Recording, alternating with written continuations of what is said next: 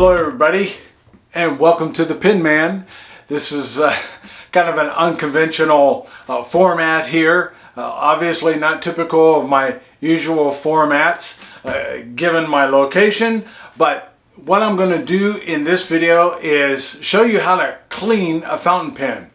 That is one of the responsibilities that you have as a fountain pen owner, unless you have one of those disposable fountain pens, and I will be reviewing some of those in the near future. But we need to clean our fountain pens.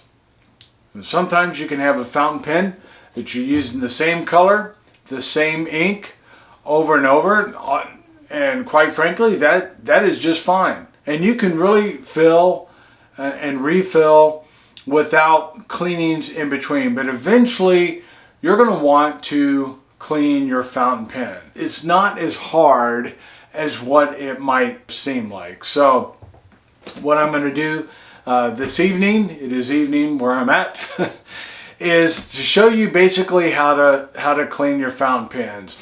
And I'm going to do 3 different kinds of fountain pens.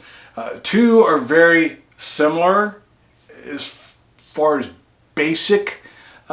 basically their mechanism, and then there's one that people have a little more angst against when it comes to cleaning.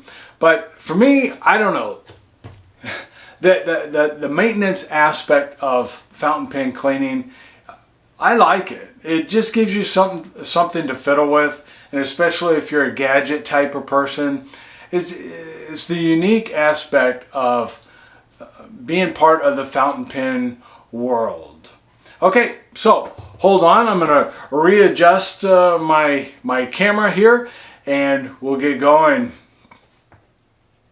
The basic tools that you're going to need for cleaning your fountain pen: water, and one of these bulb syringes. For you who are parents, you're probably very familiar with this thing, as you've probably sucked out a lot of snot from your kids' nose with these things, believe me. And then, but that's it. Now you can use distilled water if you prefer, especially if where you live there's a lot of hard water. You don't have to buy pen flush. In fact, if you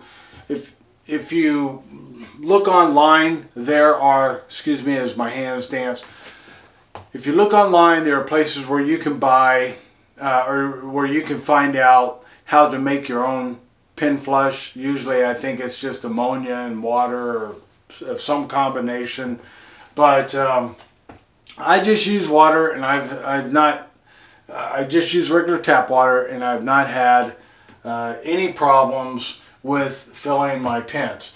Okay, so there's a couple of things that I do when I'm filling my pens. Okay, obviously you have to remove the cap, and sometimes when I'm doing that, I'm cleaning. Sometimes a little bit of ink. There'll be just a little residue in there, so I'll turn on the water and get some of that out. I think some of that happens, especially right when you've filled your pen and you have a little excess in the nib section, nib and feed there.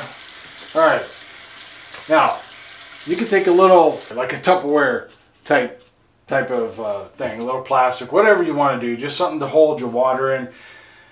This is what I do on a pretty regular basis. Now you can do it very quickly. Okay, so you don't have to. I'm going to set that over there where it's a little more visible. We'll set it there. Okay. You don't have to do this all the time, but what a lot of times I will do is I'll rinse both of these out real good. You got the converter and the grip and nib section, and you can just put them in there and soak them. That's what I do a lot of times. I'll flush the converter out as best as I can, and then I will rinse this section as best I can, and then I'll put it in there, and I may let it sit overnight or for a couple of days depending. And if you only have one pin, obviously you're not going to want to take that much time, but that's what I do, and that just soaks it even more. You can also take apart the nib and the feed to get an even better cleaning. So let's go ahead, and what I'm going to do is I'm going to start like this. Let me zoom in there a little bit more. And I'm just going to kind of rinse my nib. Now you want to hold on to this because you don't want to drop it. And I just turn it around. I'll angle in. I'm a scientist, sorry. Anyway, when you do that, just kind of loosen up. And I'm just going to sit this in here. And what that's going to do is it's going to soak a little more. And I take my converter, and I just right now it's all the way up. Take that, and then I'll just go back and forth. I won't go all the way down. Okay, just kind of back and forth, because what you're doing is you're getting most of the ink out of there. And then once it starts running, looking pretty clear, I'll fill it up about halfway, and then I'll bring the end all the way down right there, and then I'll put my hand so that there's some air in there, so it's like half water, half air. And then I'll just take my finger there and I'll kind of shake it around, and as you can see, it loosened up some more ink. Again, what I'll do sometimes, if I'm going to let it soak, is I'll just go ahead and fill this thing up and let it sit overnight. That way any kind of ink residue will be dissolving. Remember, this is water, or most of our inks that we use are water-based. Alright, then you get your nib. Now your nib has been sitting there for a little bit. You just kind of rinse it out. In there. Now you're going to get your bulb. You're going to fill that guy up. This section of your grip section right in there to where it seals around. Okay, all you're going to do there now is you're going to stick that in there, and slowly, you don't want to do it too fast, otherwise you're going to be squirting it back out against yourself. And I just kind of rock this back and forth so you get a lot of water flow. Sometimes I'll suck it back and forth like that. A little bit of residue left behind is not going to hurt. Okay, so what I've done here is I'm just going to zoom this in on the later. Anyway, is I just kind of lightly wrap in there. Make sure you have a good grip. You don't want this flying out of your hand.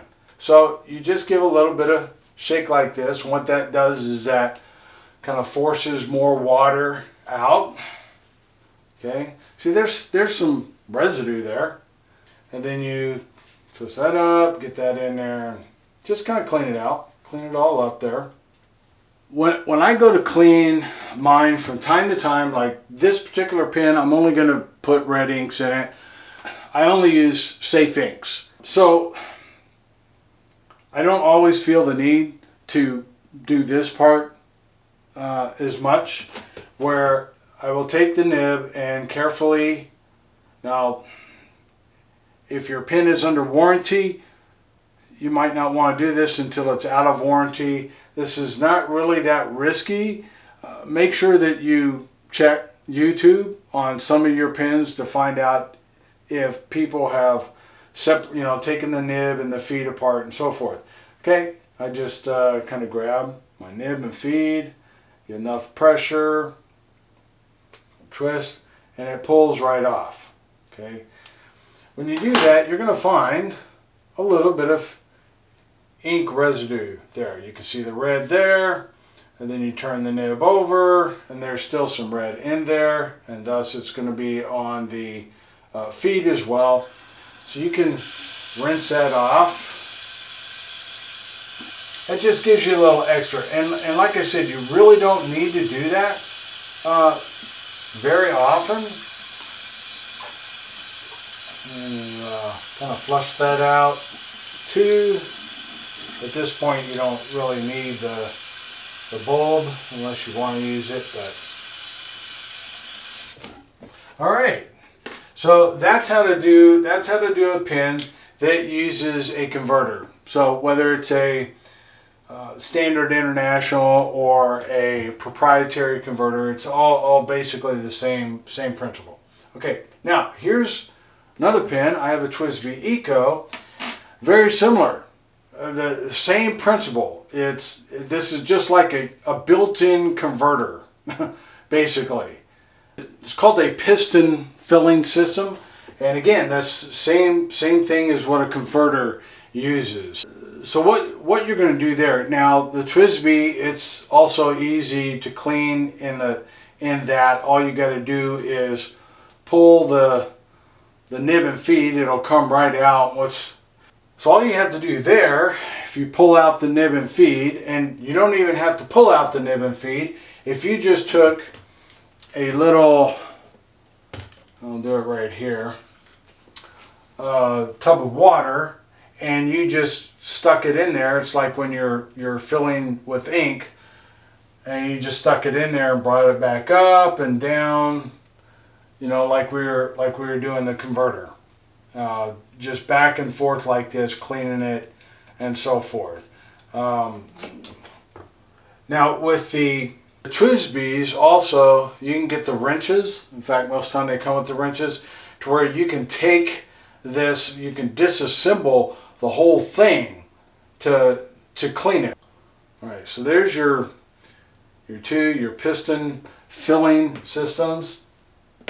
Probably the system that people don't like the most is the vacuum filling systems. And I have a Pilot Custom 823, and what that does, and I'll demonstrate this when I do the filling, how to fill your fountain pen, is you back this thing up, you stick your nib and feed in the ink, and as you push down, this causes the plunger here, maybe it causes a vacuum behind, and then as you get nearer, the inside spreads out, and so you have all this vacuum, and then as it pushes down, it sucks up ink. The problem is sometimes these seem a little harder to clean because you got to keep plunging back and forth with clean water, just back and forth, back and forth. But you know, I had to do that with converter too, and so anyway. But that's how you clean that. You just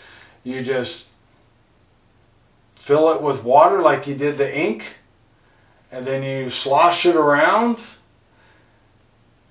And then you pull this back out and push it in, and it'll squirt the water out. In fact, and so now you are free to fill your pen or to store it and to fill some other pen.